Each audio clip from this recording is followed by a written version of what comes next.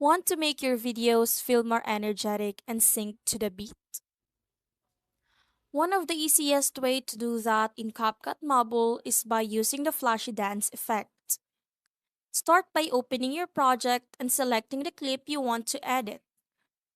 Next, tap Effects. Then choose Video Effects.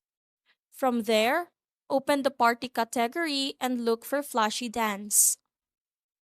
Once applied, you'll notice bright flashes and rapid visual changes that instantly make the video feel more dynamic.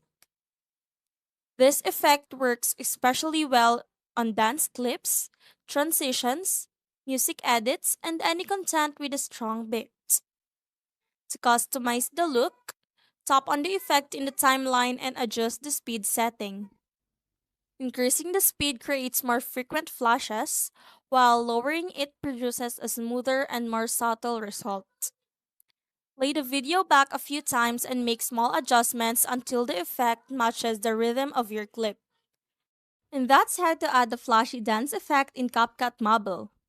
It's a quick way to give your videos more energy and make key moments stand out.